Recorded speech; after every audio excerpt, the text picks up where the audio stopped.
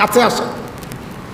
হাদিসের কথা, প্রতি রাতে এক রাতও মিস নাই, শেষ রাতের দিকে আইসা ডাকতে থাকেন। কি বলে?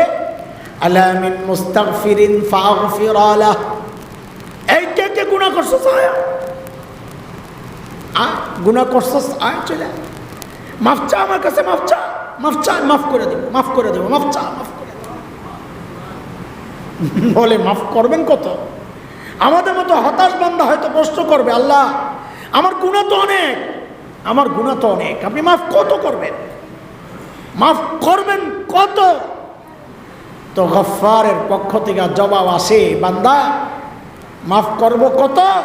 ও বান্দা তুই গুনাহ করছস যত। বলে মাফ করবেন কত? বলে গুনাহ করছস যত। তো সেই যত কত? এক হাদিস আছে, হাদিসে কুদসি, আল্লাহ বলেছেন এটা, নবী আলাইহিস সালাম তার শব্দ দিয়ে আমাদেরকে সেটা জানাইছেন যে সেই পরিমাণটা কত যা আল্লাহ মাফ করবেন। তো আল্লাহ বলেন, আমার কোনো বান্দার গুনার পরিমাণ যদি সারা দুনিয়া ভরে যায়, ভরতে ভরতে ভরতে স্তূপ হতে হতে হতে ওই গুনার পরিমাণ যদি যায় ওই আসমানে যায় লাগে। কোথায়? আসমান কত দূর? বলেন আসমান কত দূর? বিজ্ঞানীরা আবিষ্কার করেছে নক্ষত্রগুলো লক্ষ কোটি মাইল দূরে। আসমান কত দূর এখন পর্যন্ত গবেষণা থাক দূরের কথা, কল্পনাও কেউ করতে পারে নাই।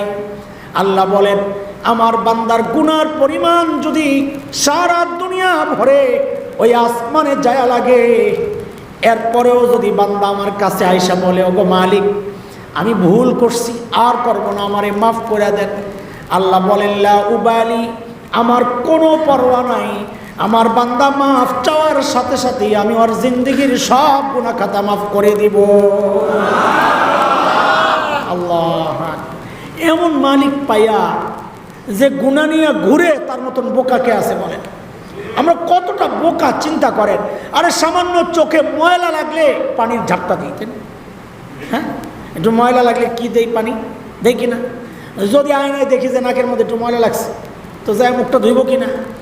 দাঁত ব্রাশ করি কেন ময়লা? হাত পাও ধুই কেন ময়লা? কাপড় ধুই কেন ময়লা? জুতা ধুই কেন ময়লা?